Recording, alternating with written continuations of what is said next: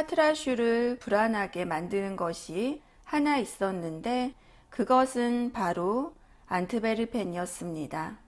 온 세상이 잘 알고 있듯 안트베르펜은 구불구불한 골목길을 돌아설 때마다 오래된 석조 건물들이 위험 있는 자태로 서 있는 그런 곳이었어요. 수많은 통로, 뒤엉킨 채 수로를 따라 솟아있는 석조 건물들에서는 종소리가 울려 퍼지고 때때로 아치형 문에서는 음악 소리가 들려오곤 했어요. 불결하고 정신없이 바쁘며 사람들로 붐비고 곳이었지요. 하루 종일 구름이 떠다니고 새들이 날아다니고 바람이 한숨을 내쉬는 그곳. 잠들어 있는 이가 있었으니 바로 루벤스였습니다. 안트베르펜 좁은 거리 곳곳에 비열한 모든 것들은 그곳에 영면하고 있는 위대한 거장의 영광으로 인해 거룩하게 탈바꿈하는 것 같았습니다. 구불구불한 길이나 흐르지 않고 고여 썩은 물가, 악취나는 골목길을 걷고 있더라도 그의 위대한 정신과 당당하고도 아름다운 모습이 우리와 함께하는 것 같았지요. 또한 그의 발길이 닿았던 또 그의 그림자를 품고 있었던 돌이 일어나 살아있는 목소리로 말하는 것 같았어요. 루벤스가 잠들어 있는 이 도시는 오직 루벤스를 통해서만 우리에게 의미가 있는 것이었습니다. 오르간 소리가 울릴 때나 성가대가 여왕이시여 혹은 주여 우리를 불쌍히 여기소서 큰 소리로 부를 때를 제외하면 거룩하고 순결한 무덤가는 무척 고요했습니다. 그 어떤 화가도 자신이 고향 한가운데 있는 성자크 성단의 성단소 같은 곳, 이처럼 고귀한 대리석으로 된 신성한 무덤에 묻히지는 못했을 것입니다. 루벤스가 없었다면 안트베르펜은 어떤 곳이었을까요? 부둣가에서 일하는 장사꾼들 말고는 그 누구도 거들떠보지 않는 더럽고 우물하며 시끌벅적한 도시일 뿐이었을 거예요. 온 세상 사람들에게 안트베르펜은 성스러운 이름이 되고 신성한 땅이 되었지요. 바로 예술의 신이 빚은 본 베들레헴이고 예술의 신이 잠든 골고다인 것이었습니다. 아, 온 세상이여, 그대 국가의 위인들을 소중히 여기세요. 미래의 후손들은 그 위대한 이들을 통해 그대들을 알게 될 테니까요. 플랜더스는 대대손손 거쳐오는 동안 지혜를 얻었습니다. 그리고 루벤스가 살아있는 동안 자신이 낳은 자손 중 가장 위대한 루벤스를 칭송했고 루벤스가 죽자 그의 이름을 찬미했습니다.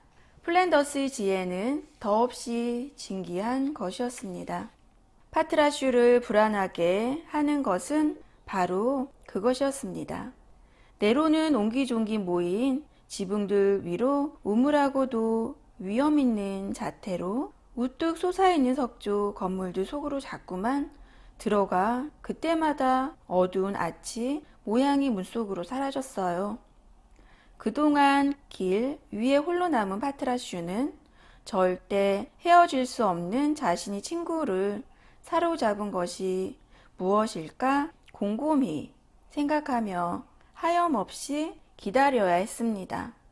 한두 번 정도 우유수레를 달그락거리며 계단을 올라가 보려 했지만 그때마다 은빛 쇠사슬이 달린 검은 옷을 입은 수위에게 내몰리고 말았어요. 자신이 어린 주인이 괜히 자기 때문에 곤란해질까봐 파트라슈는 금방 포기하고 웅크리고 앉아 네로가 다시 나타날 때까지 성당 앞에서 참을성 있게 기다렸지요. 파트라슈는 네로가 그곳으로 들어갔다는 사실을 걱정하는 것은 아니었습니다. 파트라슈도 사람들이 성당에 다닌다는 것을 알고 있었거든요. 마을 사람들 모두 붉은 풍차 맞은편에 금방이라도 쓰러질 듯 서 있는 작은 회색 성당에 다녔기 때문이지요. 파트라슈가 걱정하는 것은 그곳에서 나왔을 때 네로의 모습이 낯설어 보인다는 것이었습니다. 네로의 얼굴은 빨갛게 상기되거나 아니면 창백해져 있었어요. 그리고 그렇게 성당에 다녀온 날 집으로 돌아간 네로는 놀고 싶어 하지도 않고 아무 말도 없이 앉아서 꿈이라도 꾸는 듯 강 건너 저녁 하늘을 물끄러미 바라만 보았어요. 차 가라앉은 얼굴은 슬퍼 보이기까지 했지요. 도대체 왜 그럴까? 파트라슈는 궁금했습니다. 어린아이가 그렇게 심각한 건 자연스럽지도 않고 좋은 일도 아니라는 생각이 들었지요. 파트라슈는 비록 말을 할 수 없었지만 네로를 햇빛 비치는 들판이나 북적거리는 시장으로 데려가려고 가진 애를 썼어요. 하지만 네로는 성당으로 가려고 했지요. 그것도 대부분 대성당으로만 갔습니다. 혼자 남은 파트라슈는 돌 위에 앉아 기지개를 켜거나 하품을 하기도 하고 한숨을 쉬거나 이따금 지져 보기도 했지만 아무 소용이 없었습니다.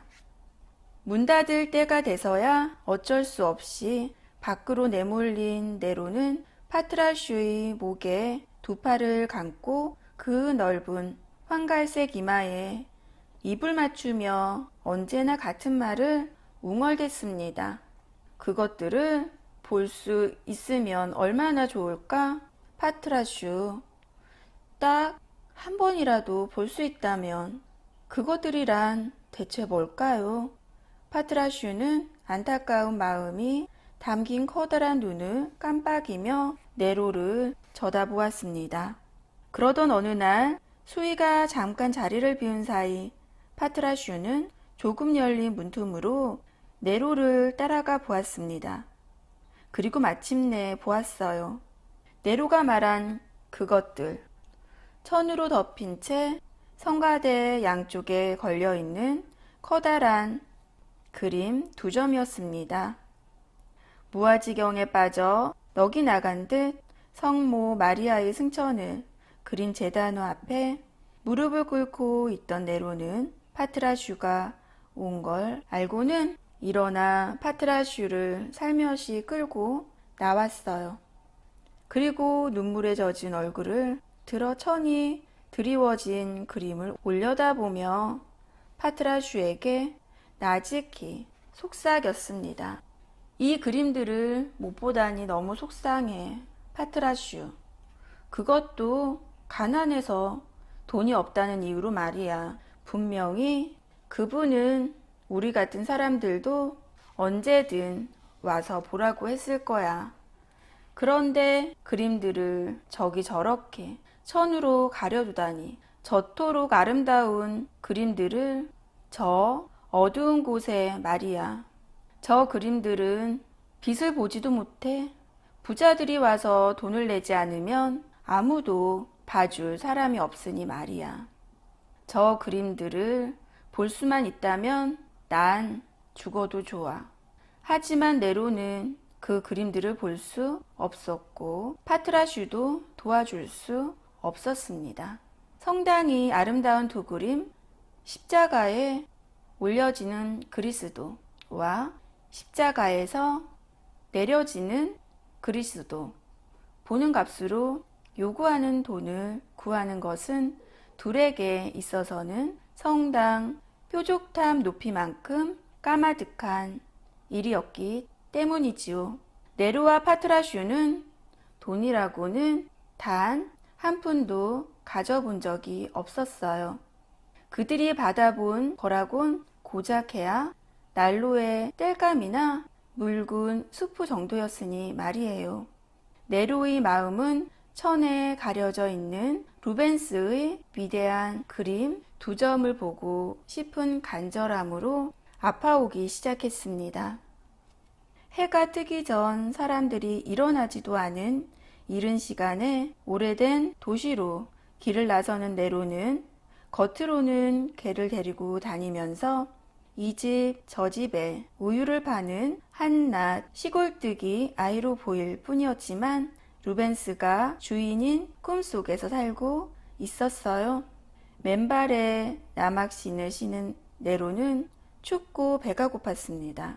차가운 겨울바람이 네로의 곱슬거리는 머리카락 사이로 해진 옷깃 속으로 파고들었어요. 하지만 네로는 성모 마리아의 승천을 그린 그림 속 물결치는 금발머리가 어깨까지 흘러내리고 태양빛이 영원히 이마를 비추고 있는 아름다운 마리아를 보고 있는 듯한 황홀경에 빠져 있었어요. 찢어지게 가난한 환경에서 자랐고 행운이라고는 털끝만큼도 없으며 글자도 배운 적 없고 모든 사람들에게 철저히 무시당하면서 살아온 네로는 그런 삶에 대한 보상인 건지 아니면 저주인 건지 몰라도 천재였습니다. 하지만 그 사실을 아는 사람은 아무도 없었어요. 심지어 네로 자신도 몰랐지요. 항상 네로와 함께하는 파트라슈만이 그 사실을 알고 있었어요. 파트라슈는 네로가 석필로 돌 위에 무엇을 그리든 그 그림이 숨을 쉬며 살아나는 것을 보았고 작은 건초 침대에서 하나님에게 수줍고도 애처롭게 웅얼거리며 기도하는 것을 들었습니다. 또 저녁놀이나 새벽이 장밋빛 여명에 비친 얼굴은 빛이 나면서도 눈빛은 어두워지는 것을 지켜보았고 반짝이는 네로의 눈에서 눈물을 수없이 느껴왔습니다. 네로, 내가 어른이 되었을 때 이 오두막과 작은 땅이라도 있어서 혼자 힘으로 일하며 이웃들에게 나리 라고 불린다면 난 무덤에서도 기쁠 것 같구나. 할아버지는 침대에 누워 여러 번 이렇게 말했습니다. 땅 한 뙑이라도 갖고 마을에서 주인 날이라고 불리는 건 플랜더스 지방 소작농으로는 최고 이상을 이루는 것이었어요. 그리고 젊은 시절 전 세계를 떠돌다 빈손으로 돌아온 늙은 군인으로서는 나이가 들어 한 곳에서 소박하고도 만족스럽게 살다 죽는 것이 사랑하는 손자를 위해 바랄 수 있는 최고의 운명이었죠. 네로는 초가 지붕 아래 살며 땅 한 뙑이 경작하면서 고만고만한 이웃들에게 날이라고 불리는 것과는 다른 미래를 꿈꾸고 있었습니다. 붉은 노을이 내려앉은 들판 저 너머 혹은 어슴푸레하고 안개 자욱한 아침에 서 있는 성당의 첨탑은 네로에게 좀 더 다른 이야기를 하고 있었어요. 하지만 네로는 그 이야기를 파트라슈에게만 했습니다. 이른 새벽 안개를 뚫고 함께 일을 나갈 때나 강가에 부스럭거리는 골풀 사이에 누워 쉴 때 파트라슈의 귀에 대고 어린아이처럼 자신의 꿈을 속삭이곤 했던 것이지요. 그 꿈들은 구석자리 침대에 누워있는 불쌍한 할아버지를 당황스럽고 곤란하게 할 게 분명했습니다. 햇살이 환하게 내릴 때는 세상의 이곳 저곳을 돌아다니다 플랜더스로 들어온 이방인이었던 할아버지 눈에는 안트베르펜 거리를 걷다 맥주 한잔하러 들어갔던 술집 벽에 걸려있던 그림도 유명한 제다나처럼 보였거든요. 사람들은 성모 마리아 그림이라고 했지만 파랗고 빨간 물감을 덕지덕지 발라놓은 것에 불과한 것이었는데도 말이지요.